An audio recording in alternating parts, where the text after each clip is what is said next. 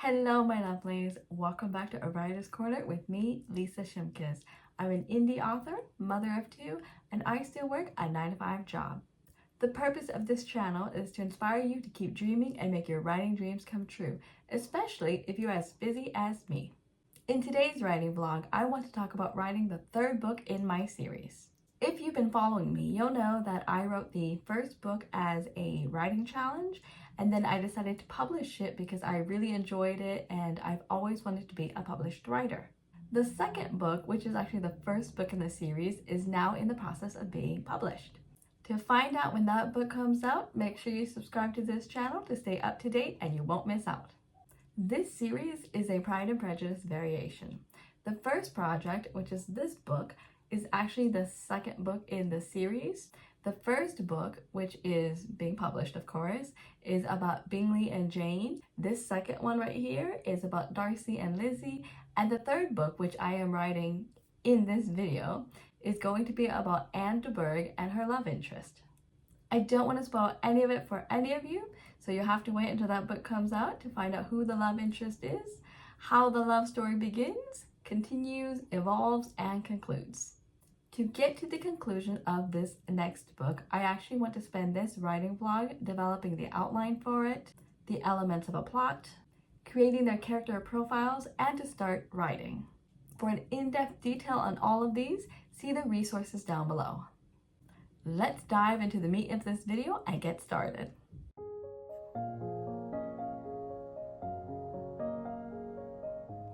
I have been writing since I was 12 to 13 years old, and my writing has changed and developed through the decades. I used to be a pantser, where I just wrote whatever came to mind, and now I'm a plotter, where I plot and outline before I start the writing process. I find that plotting has actually helped me complete my writing projects. And I'm more pleased with the overall projects than if I were to just pant it out. I have learned that creating an outline ensures I don't stray from the overall premise of my story, and I know how my story starts, what happens in the middle, and how it ends. Because my series consists of shorter pieces, for readers like myself who cannot commit to a full day or week of reading, I find it more convenient to create a list of events rather than fill out a full beat sheet, which I do recommend on this channel. A list of events is exactly as it sounds. I list out each important event that is to occur in the story. For me, each event takes up a chapter.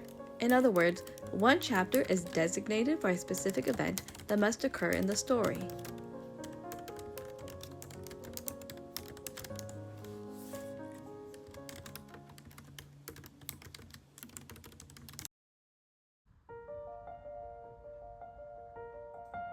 In order for a story to be considered a story, it must have certain elements.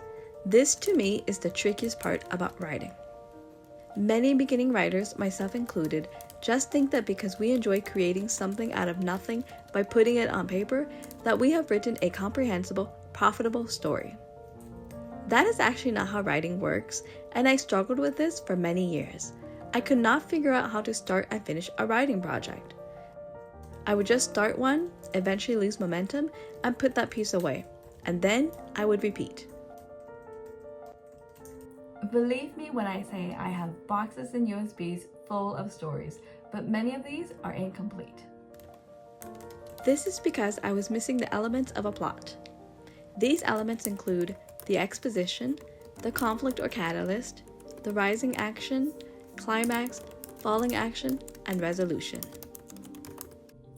Sound familiar? Yep, the pieces of a plot diagram.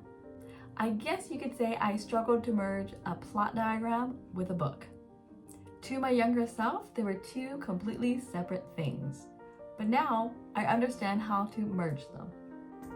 In the case of book 3, my exposition will include the two main characters and the side characters they need to interact with, along with the date and time of year. The genre is historical romance, by the way. The conflict or catalyst will be the event that leads to the meet cute. I use conflict and catalyst interchangeably because the one writing book and course that turned me from a pantser to plotter is Save the Cat Writes a Novel, where author Jessica Brody uses the word catalyst for this specific event. The meet cute is an element that occurs in all romance novels and films where the two characters meet. It's not always cute, but it does occur. For my characters, they will meet through walking, promenading, exercising, whichever way folks in this time period call it. The rising action are the events in which the characters get to know more about each other and they subtly start falling in love. The climax is actually not cute like in the first two books.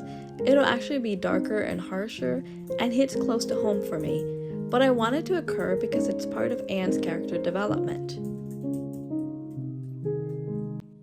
No spoilers, however. The falling action will include actions by certain characters that lead to a not the best resolution for all, but there is a happily ever after ending for the two main characters.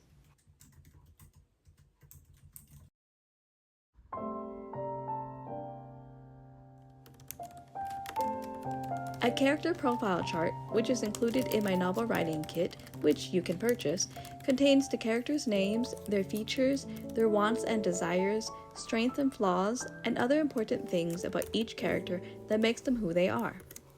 Like an outline, this chart ensures that I include all the details of my characters as I write about them.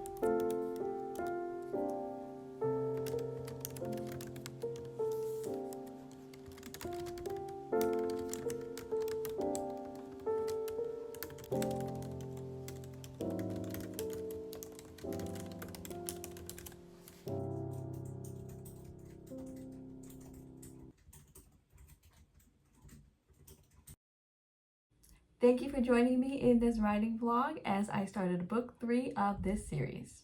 I've accomplished a lot and I look forward to keep writing. I hope you learned something valuable in this field of writing and that this video will inspire you to start and finish your own story. Don't forget to join this community so that you get updates on book 2 and book 3 when they come out. Until then, I highly suggest that you watch the videos here and I will see you there. Take care and have fun reading and writing. Bye!